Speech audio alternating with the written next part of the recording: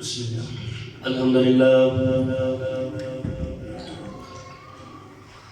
لله نحمده ونستعينه ونستغفره ونؤمن به ونتوكل عليه ونعوذ بالله من شرور أنفسنا ومن سيئات أعمالنا من يهده الله فلا مضل له ومن يضلله فلا هادي له وأشهد أن لا إله إلا الله وحده بوحدة موحدا بوحدة موحدا وحيدا وأحدا بلا مدد وجدد ونصب ووصف في الكمال لا شريك له ولا نظير له ولا مثل له ولا مثال له قال له تبارك وتعالى في القرآن المجيد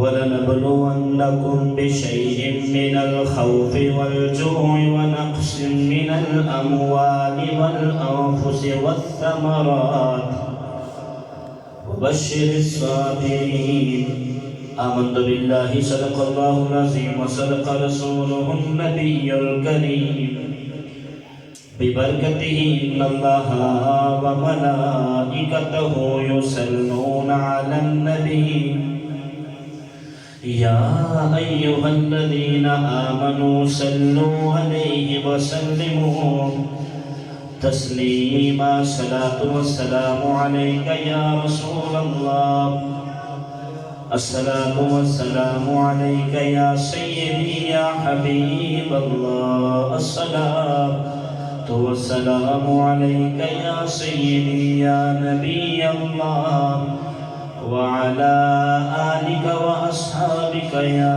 نور الله. حضرت جابر بن سمرہ رضی اللہ تعالیٰ عنہ فرماتے ہیں کہ ہم نبی کریم علیہ السلام کی بارگاہ میں حاضر تھے.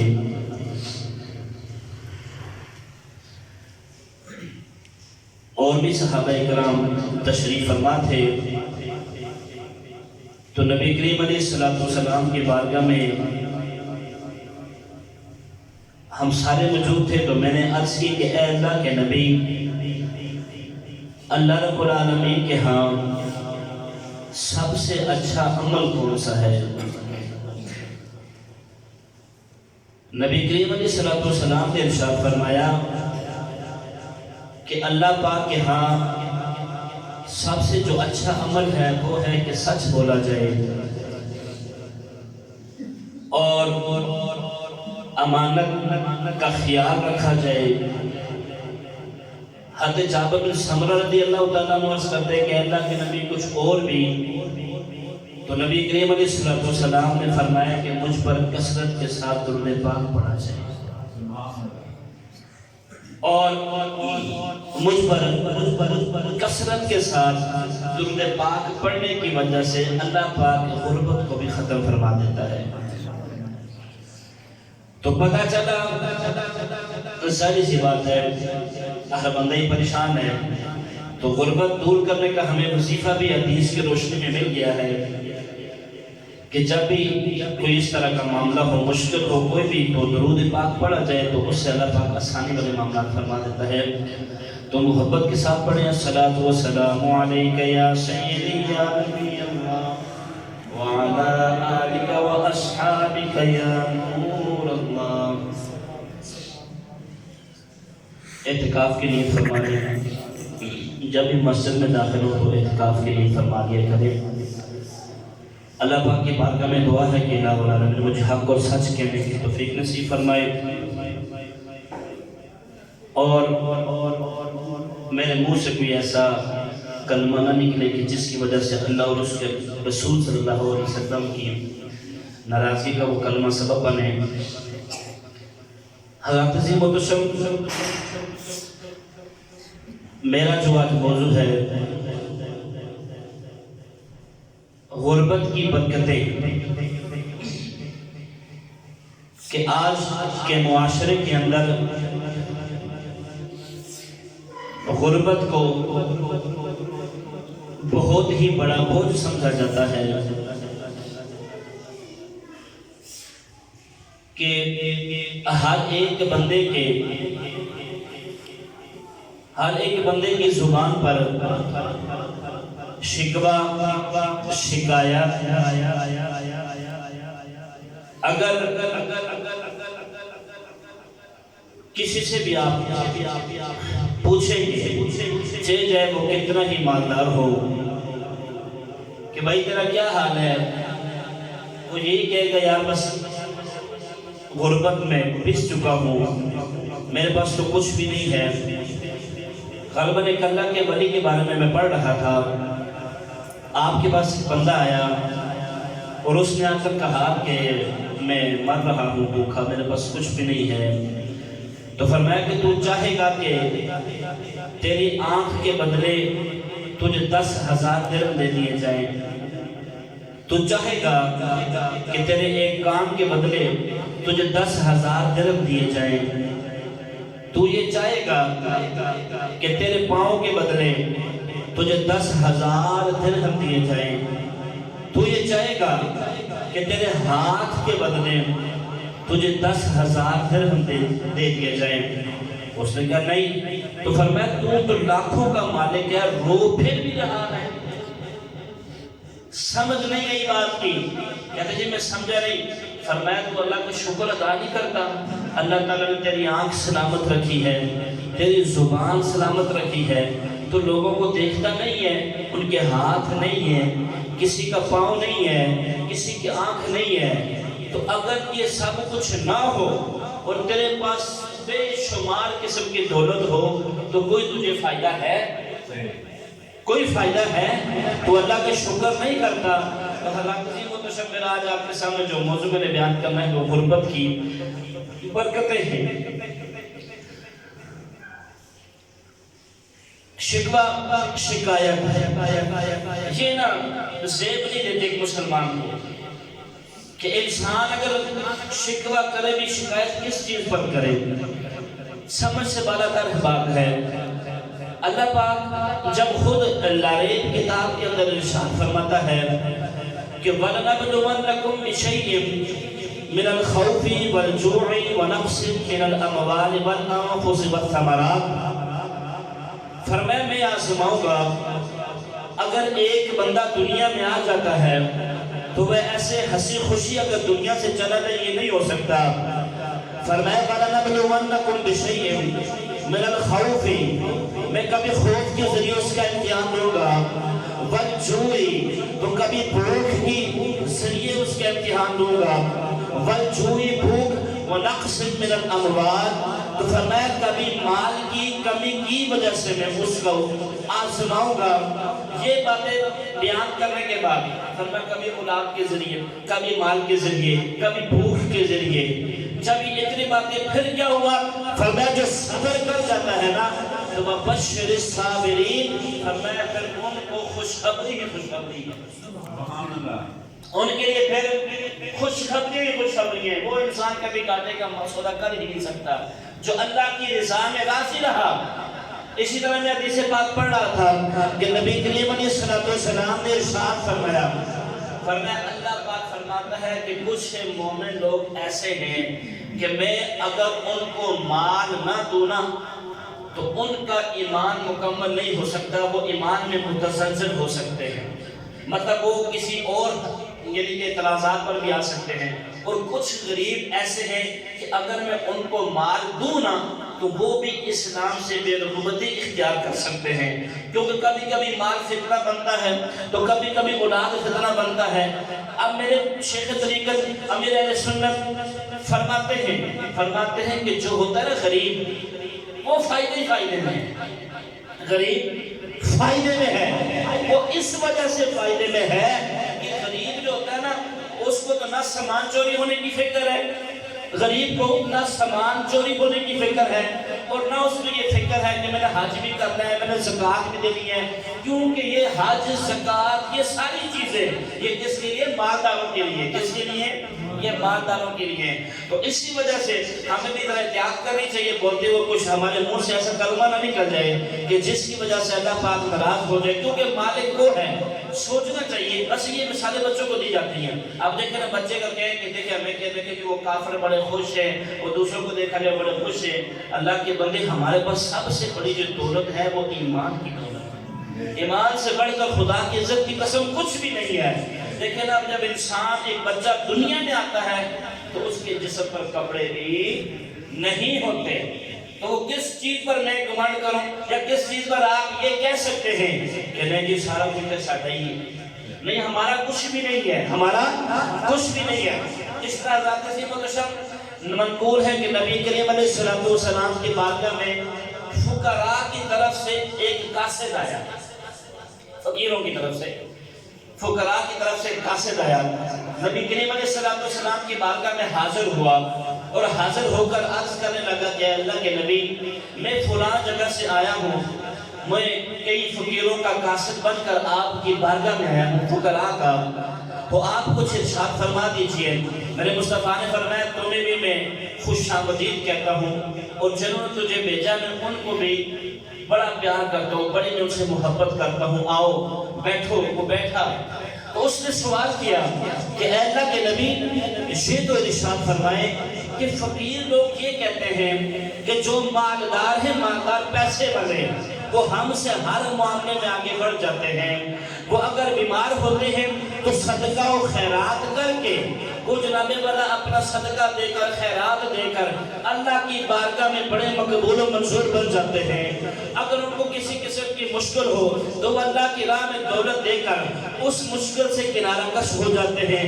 جب ان کا دل کرتا ہے وہ مکے کی طرف چلے جاتے ہیں، کبھی حج کے لیے جا رہے ہیں، کبھی مدینہ پاک کی حاضری، کبھی عمرے کے لیے جا رہے ہیں، کبھی ان کا دل کرے تو وہ غریبوں میں تقسیم کر دیتے ہیں۔ سارا کچھ تو ہے مالداروں کے لیے، تو فقیروں کا کیا ہے؟ ہم جیسے فقیروں کے لیے کیا ہے؟ تو سنو میرے مسلمانوں، اللہ کے نبی نے ارشاد فرمایا وہ تو سارا کچھ اگر فقیروں کے لیے ہے نا، تو فقیروں کی موجیں ان سے ڈبل ہیں۔ فرمایا اگر جو بندہ غریب ہو اور اپنی غربت پر نہ کوئی وہ مبینہ کرے، نہ وہ تماشا کرے، صبر کرے اور اللہ سے اس صبر پر اجر کی امید رکھے، تو فرمایا پھر اللہ پاک اس کو 3 چیزوں سے نوازے گا۔ کتنی چیزوں سے؟ جو ہو فقیر، اور پھر فقیری پر روئے بھی نہ، غریبی پر روئے نہ، پچھتائے نہ، اور اس پر صبر کر کے اللہ پاک سے اس پر اجر ملنے کی بھی اس کی نیت کہ اللہ پاک بے نیاز ذات ہے، مجھے اس پر اجر دے گا۔ تو میرے مصطفیٰ نے فرمایا پھر اس کے لیے 3 چیزیں ہیں۔ سب سے پہلی فرسٹ آف آل فرمایا کہ قیامت کے دن جنت میں اتنے بڑے بڑے محلات ہوں گے کہ جنتی ان کو ایسے دیکھ رہے ہوں گے کہ جیسے زمین پر رہنے والے آسمان پر ستاروں کو دیکھ رہے ہیں۔ سبحان اللہ۔ سب سے پہلے فرمایا کہ ایسے محلات ہوں گے کہ جن کو جنتی دیکھ رہے ہوں گے۔ کیسے؟ میرے مصطفیٰ نے فرمایا جب انسان زمین پر کھڑے ہو کے آسمان کی طرف ستارے دیکھتا ہے نا، تو فرمایا اس طرح کا منظر ہوگا۔ اور وہ محلات پتہ ہے کس کے ہوں گے؟ فرمایا غریبوں کے ہوں گے۔ کس کے ہوں گے؟ وہ غریبوں کے ہوں گے، نبیوں کے ہوں گے، شہیدوں کے ہوں گے۔ اور فرمایا دوسرا یہ کہ جو غریب ہوگا وہ مالداروں سے 500 سال پہلے جنت میں چلا جائے گا۔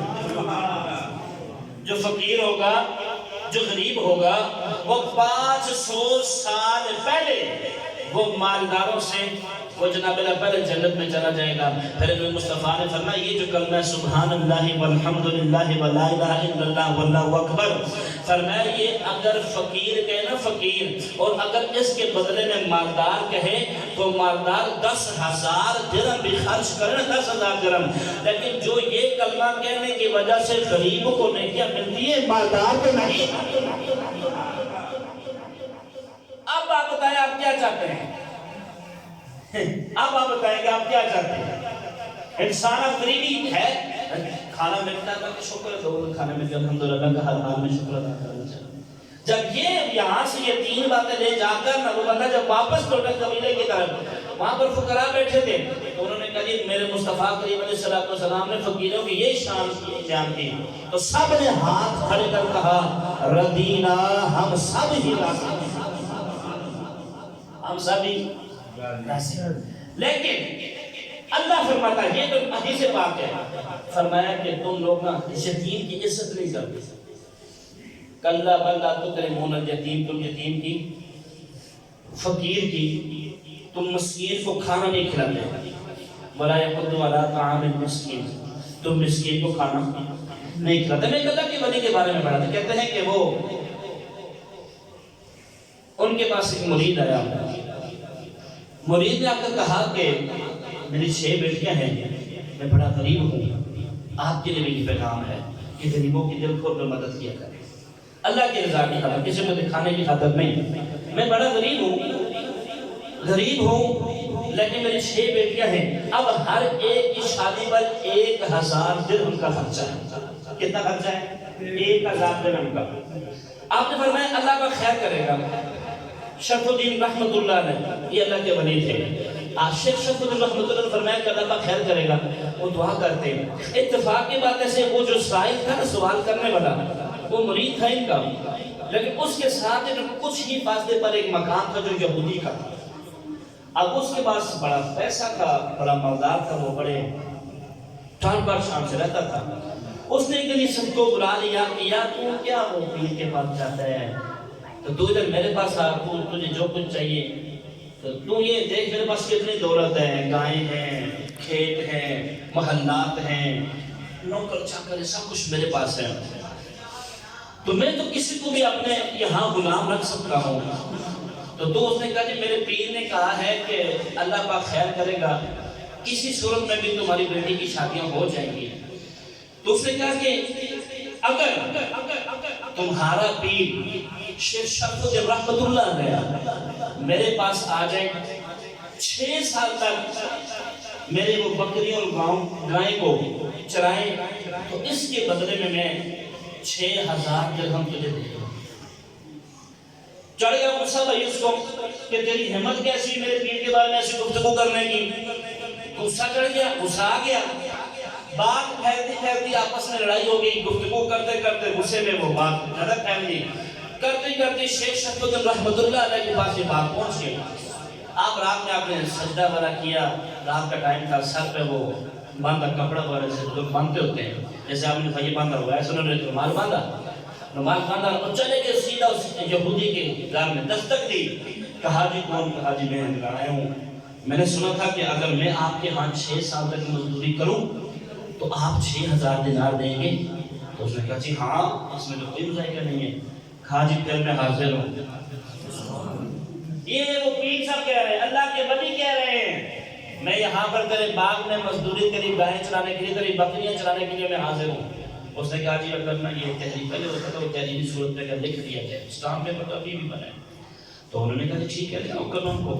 تو اس نے کہا جی یہاں پر آپ لکھ دیں، اور میں تو 6000 درہم دے گا، نہیں کہا جی میں دوں گا 6000 درہم، اور میں تو لکھ دیں یہاں پر۔ آپ نے لکھ کے وہ جو خطی معاملات ہوا سارا لکھا، لکھنے کے بعد آپ نے 6000 درہم لیے۔ صبح وہ جو فقیر آپ اس کا تھا، وہ مرید جو تھا وہ آیا اور آپ نے فرمایا 6000 درہم پکڑ اور جا اپنی 6 بیٹیوں کی شادی کر۔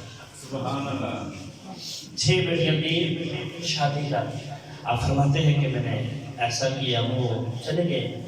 کچھ ہی دنوں بعد یہ بات پہنچتے مجھے بادشاہ تک پہنچ گئی۔ بادشاہ کو بڑا جلال ہے، بڑا عقیدت مند تھا، بادشاہ بڑے عقیدت مند ہوا کرتے تھے۔ تو بادشاہ نے غصے میں آ کر کہا کہ یہ کیسے ہو سکتا ہے کہ ایک اللہ کے ولی ایک یہودی کے باغ میں جا کے یہ ایسے معاملات سارے کریں۔ بادشاہ نے 12000 درہم لے کر آیا۔ کتنے؟ 12000 درہم لے کر آپ کے پاس آیا اور آ کر کہا جی یہ آپ ایسا کریں 6000 فقیر کو اس کو یہودی کو واپس کر دیں، آپ ایسا نہ کریں۔ آپ نے فرمایا نہیں یعقوب سودا بازی نہ کر، تو 12000 مجھے پکڑا، 12000 پکڑائے نا۔ تو صبح پھر اعلان کیا ہے کسی کی بیٹی جس کی شادی ہونے والی ہے؟ ہے کسی کی بیٹی جس کی شادی ہونے والی ہے؟ اتنی بات کہنے کی دیر تھی، پھر کچھ بندے کھڑے ہوئے، آپ نے 12,000 دینار پھر ان کو دے دیا۔ اچھا یہ نا آپ نے کھیت میں کام کر رہے ہیں، کھیت میں کام کر رہے ہیں، تو وہ جو بدھی کو یہ بات پتا چلی کہ وقت کا بادشاہ کے در پر گیا اور 12,000 درہم بھی دے کر آیا، تو اس کے ذہن میں خیال آیا کہ یار انہوں نے 6,000 مجھے درہم واپس کر دینے تھے، تو بات سے ختم۔ ہمارا تو یہ تھا کہ 6 سال آپ کام کریں یا 6,000 درہم آپ جب واپس کریں گے تو آپ کی یہ مدت ختم ہو جائے گی، بس بات ختم۔ تو وہ نا چلتا چلتا وہاں آپ کے پاس چلا گیا اور وہاں جا کر کہنے لگا کہ میں نے نا آپ سے کچھ بات کرنی ہے۔ تو آپ نے فرمایا کام کرو کرو، میں کام کر رہا ہوں۔ تو کہا جی جب آپ کے پاس 12,000 درہم تھے تو آپ نے 6,000 درہم مجھے واپس کیوں نہیں کیے اور آپ ابھی تک میرے کھیت میں کام کر رہے ہیں؟ تو انہوں نے کہا یار تجھے پتہ ہے کہ جب وہ تیرے 6,000 درہم میں نے اس غریب کو دیے نا اور اس نے جو اپنی بیٹیوں کی شادی کی ہے، خدا کی عزت کی قسم دل کو بڑا سکون ملا ہے۔ مجھے روحانیت کے وہ مراتب طے پایا ہوں میں، اس غریب کا دل خوش کرنے کی وجہ سے اللہ نے جو مجھے مقام اور مرتبہ عطا کیا ہے میں تجھے بیان بھی نہیں کر سکتا۔ اس نے کہا جی آپ کا تو اس نے ادھر تھوڑا سا رونا شروع ہوا۔ اس نے کہا میں نے آج تک مسلمانوں کا نا یہ اخلاق پڑھے تھے، آج دیکھ بھی نہیں کلمہ پڑھا اس نے مسلمانوں نے۔ اس نے کہا جی سارا کچھ چھوڑیں، بس آپ خود ہی سارا کچھ کریں۔ تو بات سمجھ آ گئی ہے کہ جو اللہ کی راہ میں دیتے ہیں نا تو پھر اللہ پاک سے بڑا پیار کرتا ہے، لیکن ہمارے یہاں کا نظام کچھ اور سا ہے۔ ہم ایسا کرتے ہیں، ہم غریبوں کی تسلیم بھی صحیح بچ کے کرتے ہیں، بچ کے کرتے ہیں۔ گاؤں جات میں کیا ہوتا ہے جی آ جائیں جی ہم نے بچی کے کپڑے دکھانے ہیں، ہم نے یہ دکھانا سارا کچھ جو دلہن کے لیے لیا تھا سارا کچھ، وہاں پر منجی وہ جو چارپائیاں ہوتے ہیں، منجی والا بھی کہتے ہیں ہم لوگ، چارپائیوں پر سامان سارا دکھا دیا جاتا ہے، بڑا ڈیکوریٹ سارے ممتاز جی کپڑے لٹکا دیے جاتے ہیں۔ جی جی فلاں گھر میں سارے بتا کے آؤ جی آج ہم نے کپڑے دکھانے ہیں، وہاں بھی بتا کر آئیں جی ہمیں یہ کام کرنا ہے۔ اللہ کے بدلے آپ کو کیا پتا کہ سب لوگ ایک جیسے، ان میں کئی ایک غریب کی بچی بھی اگر آ گئی اور اس کا دل ٹوٹ گیا تو مجھے بتاؤ کہ اس کا کفارہ کون ہوگا؟ میرے پاس آپ کا یہ سوال ہے، آپ دیں پتہ ہے ہم نے دولت کہاں لٹانی ہے؟ معذرت کے ساتھ خفا نہ ہوئیے گا، ہم نے دولت وہاں لٹانی ہے جہاں ہمارے نفس کا معاذ ملتا ہو، جہاں میری کوئی چند آدمی میرے گاڑی کے پیچھے بھاگ کر آئے، واہ جی واہ واہ کریں جی کیا بات ہے جی، ہم نے کرکٹ کا میدان سجا لیا، وہاں پر ٹورنامنٹ کرا لیا، وزیر صاحب کو بلا لیا، نشیر صاحب کو بلا لیا، چودھری صاحب کو بلا لیا، لاکھ روپے کے نام پر کہہ دیا، کیونکہ مجھے پتا تھا یہاں پر 500 بندہ ہے، میری واہ واہ ہو جائے گی۔ مزہ تو تب تھا نا، مزہ تو تب تھا کہ جب ہم سب کچھ پیسے تھے یا راشن تھا ایک لفافے میں گئے کہ نا اللہ کی رضا کے لیے میں دے رہا ہوں، اس کے گھر میں دیا رات کے بعد مزہ تو تب تھا نا۔ پھر ہمارا کیا ہوا، ہم نے نا اس مال کی لالچ میں نا اس حرص میں ہم نے اللہ کو بھی بھول گئے، اللہ کو بھی چھوڑ دیا، اللہ پاک بھی ہم بھول گئے، کیونکہ مال کو مانا تھا، حالانکہ اس لیے مال نے ہمارے ساتھ جانا تو ہے نہیں، پتہ نہیں کام ملتا ہے یہ نصیب، پتہ نہیں کفن بھی نصیب میں ہے کہ نہیں، دفن بھی نصیب میں نہیں۔ اب دیکھیں بعض لوگ ایسے ہیں یقین کریں اسلام کا اگر آپ ابتدائی دور پڑھے نا دیکھیں نا کتنا مشکل دور تھا کہ حضرت امیر حمزہ اور مصعب بن عمیر رضی اللہ تعالیٰ عنہما دونوں کی لاشیں سامنے پڑی ہوئی ہیں اور کفن کے لیے کپڑا نہیں ہے، دونوں کی لاشیں سامنے پڑی، غزوہ کے مقام پر جب آتے میرا اندر میں شہید کر دیتا ہے، وحشی نے آتے کو شہید کیا، تو آپ کی جو آپ کی خوبی جانتی سردار کی انہوں نے فرمایا کہ 2 چادریں لے کر، وہ 2 چادریں لے کر صفیہ رضی اللہ تعالیٰ عنہ وہ 2 چادریں لے کر آئی، تو فرمایا کہ مصعب کو بھی اسی میں کفن دو۔ تو مصعب کون؟ وہ مصعب بن عمیر رضی اللہ عنہ کے جن کے بارے میں فرمایا جاتا ہے کہ ان جیسا شاندار قسم کا لباس کوئی بھی نہیں پہنتا، اتنے امیر گرانے کا تعلق تھا ان کے ساتھ، یہ اتنے امیر گرانے سے تعلق رکھتے تھے، اتنے امیر گرانے سے کہ جو ایک مرتبہ لباس پہنتے تھے دوبارہ نہیں پہنتے تھے، سب سے مہنگی ترین خوشبوئی استعمال کرتے تھے۔ لیکن جب اسلام کے دامن میں آئے، جب انہوں نے ہجرت کی اور حبشہ کی طرف گئے، واپسی پر آئے، میرے مصطفیٰ نے جب ان کو دیکھا نا تو میرے مصطفیٰ کی آنکھوں میں سے آنسو آ گئے، فرمایا یہ وہی عمیر ہے، اور آج اس نے دین کے لیے اپنے آپ کو کہاں تک جو جسم پہ کپڑے تھے وہ بھی پھٹے ہوئے۔ اور پھر میرے مصطفیٰ نے فرمایا کہ ایک چادر، اب جو بڑی چادر تھی وہ مصعب بن عمیر رضی اللہ عنہ تھی، اور جو چھوٹی چادر تھی وہ آپ نے حضرت امیر حمزہ، اور یہاں تک فرمایا کہ امیر حمزہ کے جسم پر یہاں پر سر پہ چادر کرتے تھے تو پاؤں ننگے ہو جاتے تھے، اور پاؤں پر چادر کرتے تو سر ننگا ہو جاتا تھا، یعنی اتنی غریبی اسلام میں تھی، اتنی غریبی۔ اور آج میں اور آپ کو ماشاءاللہ میں سمجھے کہ سب کچھ پکا پڑا ہے پلیٹ میں، لیکن اگر آپ سبحان اللہ کہتے ہیں قرآن سے کی داستان سنا دوں۔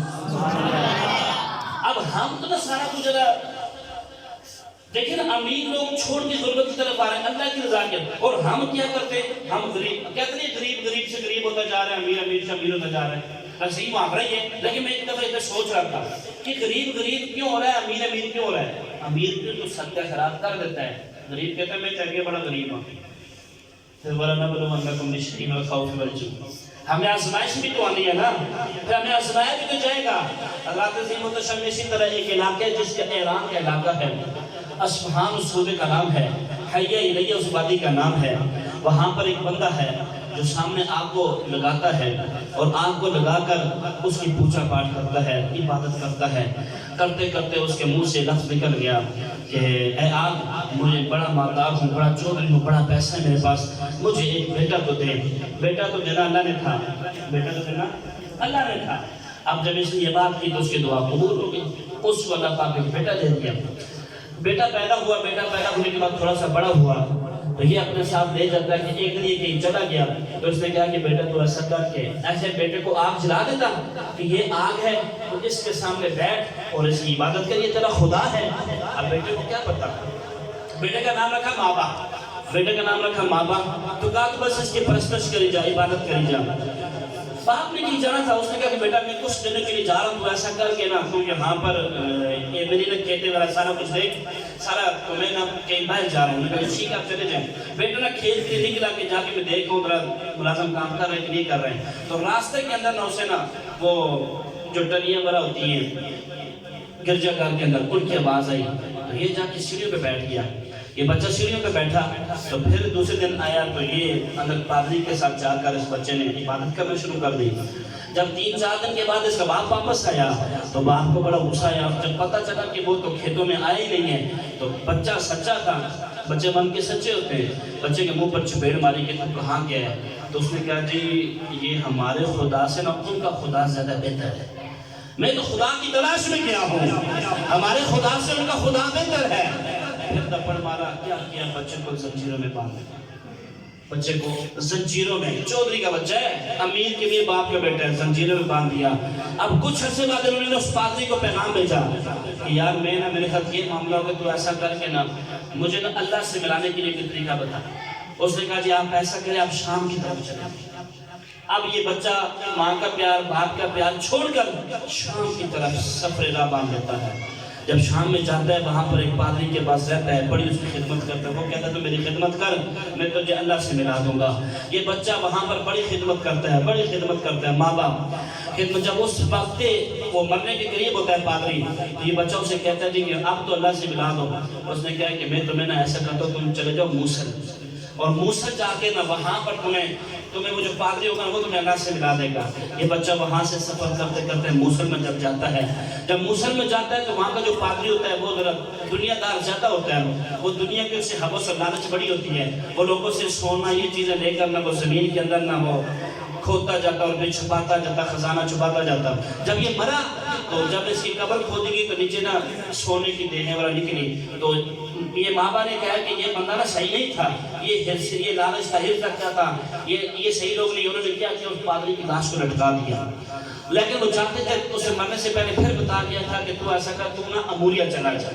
اب یہ موصل سے یہ سفر ہے تو بندہ اموریا چلے گئے۔ جب اموریا گئے تو وہاں کا نہ پادری بڑا ان کے وہ نیک تھا، یہ بڑی اس کی ان دونوں سے محبت ہو گئی۔ اب پہلی دفعہ جس بندے سے محبت ہوئی نا یہ پادری تھا۔ اس پادری کے بعد جب اس سے وقت نثار قریب آیا تو بابا نے کہا جی دیکھیں میں اتنے عرصے سے کام کر رہا ہوں، کہاں سے کہاں آیا، کرتے کرتے مجھے خدا سے ملائیں۔ انہوں نے کہا ابھی تک تو اس دنیا میں ایسا کوئی بھی نہیں ہے جو خدا سے ملا سکے، لیکن یہ آنے والا ہے۔ نہیں بلند آواز سے بولے سبحان اللہ۔ دیکھتے ہیں ہم نے اپنے ٹائم پہ بیان شروع کر دیا تھا، اب ابھی آنے سے میرا قصور کوئی نہیں ہے، میں نے ابھی تمہید بھی باندھ دی اور بیان بھی، اب اینڈے کی طرف ہے لیکن میں آپ کو 5 سال میں تو لینے پڑیں گے مجھے، لیکن آپ دیکھ لیں، خود آپ دیکھ لیں، بلند آواز سے بولے سبحان اللہ۔ اس نے کہا اچھا کچھ نشانیاں تو بتا دیں۔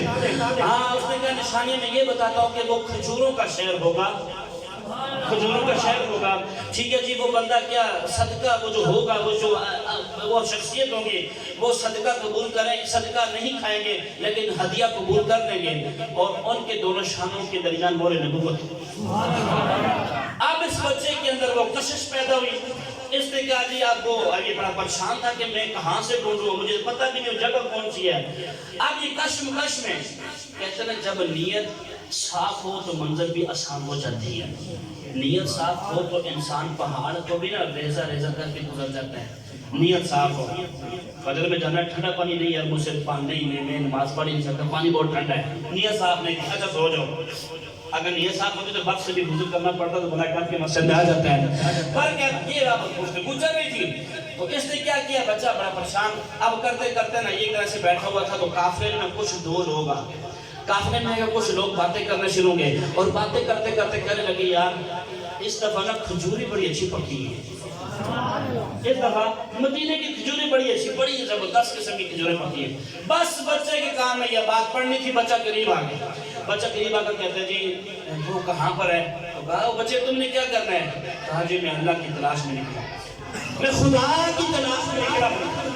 تو آپ کی مہربانی نے کہا کہ جب دیکھا نا بچہ بڑا خوبصورت تھا اور بچے کے پاس کوئی پیسہ بھی تھا، پادری کے پاس رہ کر آپ نے کچھ کہا کہ واقعی کچھ وہ درم دولت بھی آپ کے پاس تھی، اس نے کہا جی کہ وہ نے کہا کہ ٹھیک ہے تمہارا قافلے میں چل۔ اب بچے کو لے کر وہ قافلے کے صورت میں تھوڑا سا آگے گئے نا، ان کی نیت میں مال کو دیکھ کر بڑے بڑے نیت بگڑ جاتی ہے، مال کو دیکھ کر بڑے بڑے پھسل جاتے ہیں۔ اب انہوں نے کیا کہ اس بچے کو مارا، سارا مال چھین لیا اور چھین کر اس بچے کو بے یار و مددگار چھوڑ دیا۔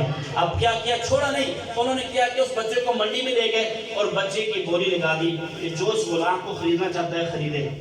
یار سوچو خدا کی تلاش میں چوریوں کا بچہ آ کے دیکھا، وہ کیا بنا منڈی کے ذمہ دار کے بن گیا کہ وہاں پر اس کو بیچا جا رہا ہے، اس کی بولی لگ رہی ہے کس کے؟ اللہ کی یاد میں، اللہ کی یاد میں۔ اور آج ہم مال کے پیچھے اللہ کو بھی چھوڑ دیتے ہیں۔ ان لوگوں نے اللہ کے لیے مال، سر، دولت، جائیداد، اولاد سب کو چھوڑ کر وہ میرے نبی کے باغ میں آ جاتے تھے اور اللہ کو راضی کرنے کے لیے آ جاتے تھے۔ جب اس بچے نے یہ سنا نا تو انہوں نے کہا کہ مجھے کن کے ہاتھوں میں بیچ رہے ہو؟ انہوں نے کہا کہ یہ قافلہ وہی کھجوروں کی طرف ہی جا رہا ہے، کھجور والے باغ کی طرف ہی جا رہا ہے۔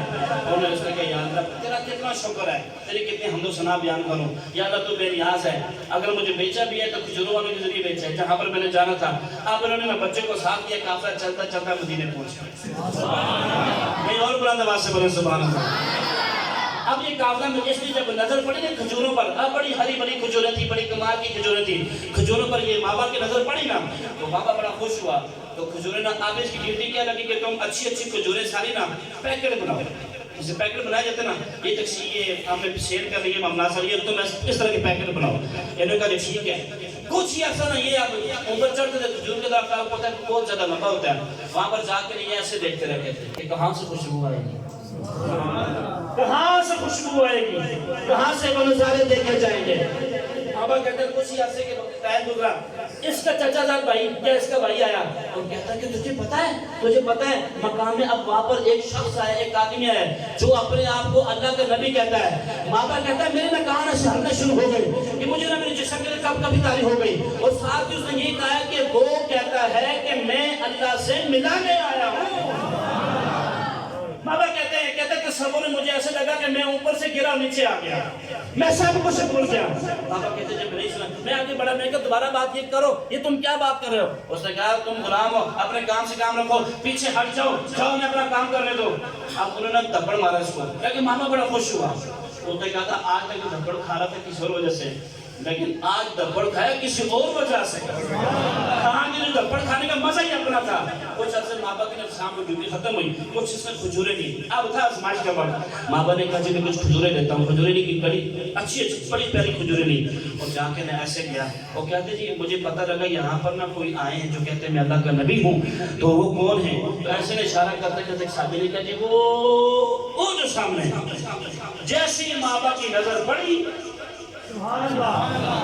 نہیں اس بات پہ تو سبحان اللہ بنتا رہے، جب ماں باپ کی نظر پڑی نا تو ماں باپ بس اپنا دل ہار بیٹھا، لیکن اب وہ شرطیں تو پوری کرنی تھی، 3 شرطیں تھیں۔ ماں باپ قریب گیا نا اور قریب جا کر کہا جی میں نے سنا آپ ہجرت کر کے آئے یہاں پر، بڑے تھکے ہوں گے تو کیوں نہ آپ نے یہ قبول فرما لیں۔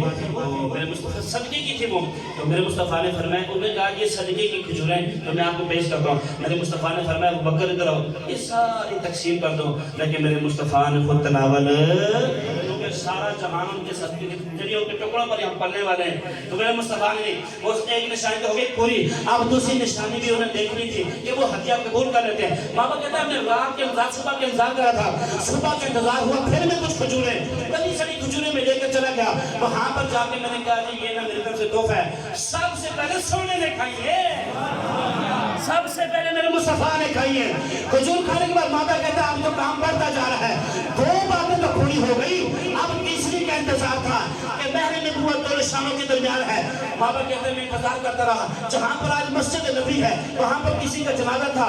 میرے مصطفیٰ کریم تشریف لے آئے. اب انہوں نے سرکار کے کبھی آگے کبھی پیچھے کبھی دائیں کبھی بائیں. میں دعا کروں کہ الہ العالمین ہوا چلا دے تاکہ پردہ ذرا شانوں سے ہٹ جائے. میں میرے مہر نبوت کو چوم بھی لوں, میں بوسہ بھی دے دوں. یعنی کہ دیکھی اب یہ ہوا تو کچھ نہیں, لیکن کس کے سامنے سارا کچھ کر رہا ہے کہ جن کو ہر چیز کا پتہ ہے. میرے مصطفیٰ نے فوراً فرمایا بابا بس اتنی سی بات ہے آجا. سرکار نے پیچھے بلایا, فرمایا بابا میں پیچھے آگے کھڑا ہوا. سرکار نے اپنی شان اقدس سے چادر اٹھائی. جب مہر نبوت کا پایا تو بابا نے اپنی آنکھوں کے ساتھ بیعت چوما, وہ چوم کر پھر آگے آیا. کل کہا جی مجھے کلمہ پڑھائے. اب میرے مصطفیٰ نے کلمہ پڑھایا. آپ لوگ سوچ رہے ہوں گے کہ شباسہ میں اتنی بڑی بات ایک بچے پر بیان کر دے. اللہ کے بندے اسلام لانے سے پہلے اسی بچے کا نام بابا تھا, اور جب اسلام لایا کلمہ پڑھا تو اسی بچے کا نام سلمان فارسی. اس بچے کا نام کیا تھا؟ سلمان فارسی رضی اللہ تعالیٰ عنہ. یہ کلمہ پڑھ کے میں ساری بات میرے مصطفیٰ کو سنائی کہ اللہ کے نبی خدا سے ملنا چاہتا ہوں. میرے مصطفیٰ نے فرمایا آجا تو مصطفیٰ سے ملا ہے, اور جو مصطفیٰ سے ملے تو خدا سے ملتا ہے.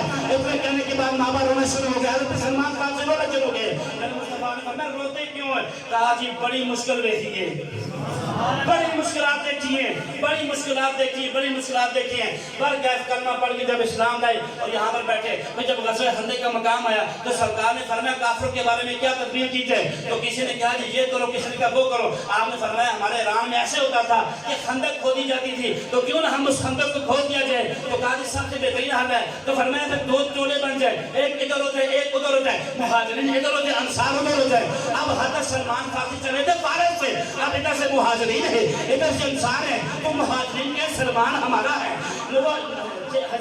مدینہ میں کے سلمان ہمارا ہے, مہاجرین کے ہمارا, انصار کے ہمارا. میرے مصطفیٰ نے پیچھے ہٹ جاؤ سلمان میرا ہے. پھر ایسے مقام ملتے ہیں, پھر ایسے مقام ملتے ہیں حضرات اسی وقت. پھر اسی طرح جب حضرت میرے فاروق نے آپ کو نا مدائن کا گورنر بنایا. اب جب آپ گورنر بنے نا, گورنر تو گورنر ہوتا ہے. اب جب وہاں پر آپ گورنر بنے تو ایک بندہ آیا چلتا چلتا کہ جی گورنر صاحب کتنے نے؟ فرمایا وہ تو بکریوں کو چلانے کے لیے گئے. فرمایا وقت کا گورنر وہی سلمان فارسی کیا بکریاں چلانے کے لیے گیا ہے؟ کہا ہاں جی. تو فرمایا اتنی کہنے کی دیر تھی, وہ پرانا مہمان چلتا چلتا سلمان فارسی کے پاس گیا. کہا جی جب تو سر گفتگو کرنے کے بعد سنا جی آپ فارس کو کیا نام ہے مدائن کے گورنر بن گئے. آپ نے فرمایا ہاں میں مدائن کا گورنر بن گیا ہوں.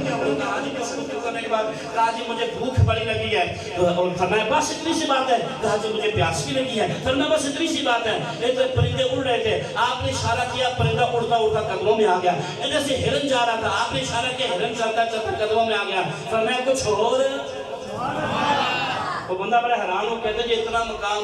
فرمایا میں جب کا سرکار تو ہو گیا نا, جب سے تو ساری کی ساری خدائی میری ہو گئی ہے. میں جب سے مصطفیٰ کا ہوا ہوں, جب سے مصطفیٰ کریم کا ہوا ہوں. ابھی جب بڑے ہوئے تھوڑے جوان ہو گئے, جوان ہونے کے بعد نا تو جب ایک دن سرکار سے کہتے جی میں جاؤں, بس آخری بات میں جاؤں. میرے مصطفیٰ نے فرمایا یہاں پر تو لوگ آتے ہیں, آنے کے لیے جاتا تو کوئی نہیں ہے. تو سلمان تو کہتا ہے, فرمایا جی آپ تک پہنچنے کے لیے کتنی غلامیاں کی ہیں, میں ابھی بھی کسی کا غلام ہوں. تو فرمایا کیوں نہ تمہیں آزاد نہ کر دیا جائے.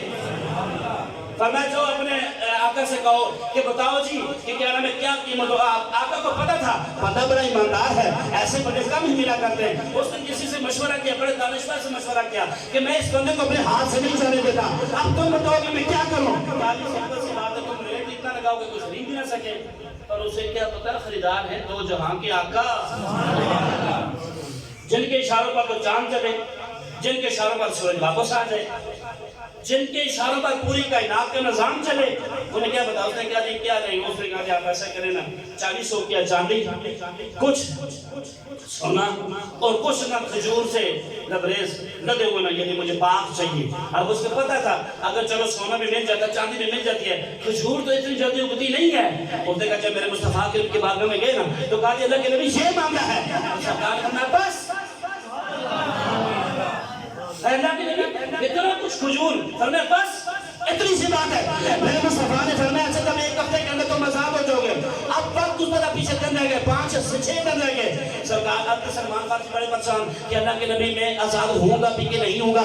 میرے مصطفیٰ نے فرمایا وہ سامنے کیا ہے؟ کہا اللہ کے نبی وہ تو ریت ہے. فرمایا ریت ایک کپڑے میں باندھو اور میرے پاس لے آؤ. اس ریت کو کپڑے میں باندھ کر جب میرے مصطفیٰ کے سامنے لایا گیا فرمایا سلمان جلدی نہ کر، اب اسے اپنے پاس رکھ اور مالک کے پاس جا اور کھان. اور جیسی مالک نے کھولا وہ چاندی بن گئی. نہیں یار مزہ نہیں ہے. بلند آواز نہیں اور بلند آواز سے بولے سبحان اللہ. اتنا کہنے کی دیر تھی جب 2 دن رہ گئے، پیچھے رہ گئے 3 دن رہ گئے. فرمایا اب سونے کے انتظام ہو جائے. فرمایا انڈے والوں کی جا رہا تھا. فرمایا یہ کیا ہے؟ کہا کہ انڈا. فرمایا میرے پاس لایا جائے. جب اس انڈے کو لایا گیا، اب انڈے کو جب لایا گیا میرے مصطفیٰ نے فرمایا پھر اسی رومال کے اندر لپیٹا. فرمایا جا کے اپنے مالک کے سامنے کھولا. اب جب مالک کے سامنے کھولا وہ سونا 2 شرطیں ہو گئی پوری. مالک بھی بڑا پریشان ہے کہ اتنا کچھ کیسے ہو سکتا ہے. پھر انسان کے اندر حرص میں لالچ، کاش میں زیادہ مانگ لیتا، کاش میں زیادہ مانگ لیتا. آپ مانگ رہے کھجوروں والا. میرے مصطفیٰ نے فرمایا علی میری بات کو سنو. عرض کیا اللہ کے نبی حکم فرمائے. فرمایا جاؤ جا کے مدینے کے اندر گٹھلیاں جتنی بھی ہیں ساری گٹھلیوں کو جمع کر لیا جائے. اب جب حضرت علی گٹھلیاں لینے کے لیے گئے تو کوئی گلی ہوئی ہے، کوئی سڑی ہوئی ہے، واپس آ گئے. میرے مصطفیٰ نے فرمایا علی گٹھلیاں نہیں لے کر آئے. عرض کیا اللہ کے نبی گٹھلیاں کوئی گلی ہے کوئی سڑی ہے. فرمایا جیسے بھی یہ لے آؤ ہم نے سلمان کا باغ تیار کرنا ہے. ہم نے سلمان کا باغ تیار کر رہا ہے. رات کا وقت ہے، علی پاک ساتھ ہے، سلمان فارسی موجود ہے. میرے مصطفیٰ کی آگے شمولیت کے ساتھ یہ قافلہ چلا. اب علی پاک کھول رہے ہیں. میرے مصطفیٰ کریم اس نے وہ دانا جو تھا وہ بول رہے، جو بیچ تھا وہ گٹنی تھی اس میں بول رہے، اور پیچھے سے سلمان فارسی پانی دے رہے ہیں. اب جب یہ 300 درختوں کے مشتمل پر تعداد میں یہ درخت لگائے گئے، صبح ہوئی. سلمان فارسی میرے مصطفیٰ کی بارگاہ میں ہے اللہ کے نبی پتہ نہیں باغ کا کیا ہوگا یا نہیں ہوگا. میرے مصطفیٰ نے جیسے سلام پھیرا، سلام پھیرنے کے بعد میرے مصطفیٰ نے فرمایا سلمان کیوں نہ جا کے تیرے باغ کو نہ دیکھا جائے، کیوں نہ جا کے تیرے باغ کو نہ دیکھا جائے. جیسے ہی فجر پڑ جا کے گئے اور وہاں پر اتنا بڑا باغ، طرح طرح کی کھجوریں، تازہ کھجوریں لگی ہوئی، اتنا بڑا باغ. فرمایا نہیں. سلمان فارسی آئے واپس. کہا جی اب تو میں اکڑ کے بتاؤں گا کہ میں تو مصطفیٰ کا چاہنے والا ہوں، میں تو ان کا غلام ہوں کہ جن کے اشاروں پر تو ساری کائنات کرتی ہے. فرمایا نہیں سلمان ایسے نہیں، تو عزت سے جا، ہم عزت سے لے کر آئیں گے. فرمایا نہیں میں اس کو بتانا چاہتا ہوں اپنے آقا کو. میرے مصطفیٰ نے فرمایا تو جا، ہم خود تجھے لینے کے لیے آئیں گے. جب وہ وہاں پر گیا اس بندے کو بھی بلایا اور کہا سلمان کو کرو رہا. اس نے کہا جی سلمان کو تو رہا کیا ہے کیا پہلے میں نے بھی کلمہ پڑھاؤ.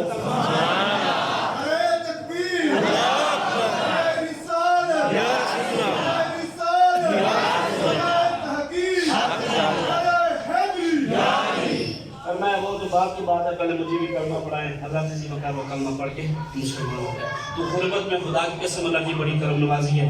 شروع میں چاہے انہوں نے پورا موضوع سن لیا اور جو لیٹ آئے انہوں نے خود اس کو ضائع کر دیا. بلکہ ہمیں اللہ کی ہر رضا میں راضی رہنا چاہیے. اللہ پاک اس حاضر کو قبول و منظور فرمائے.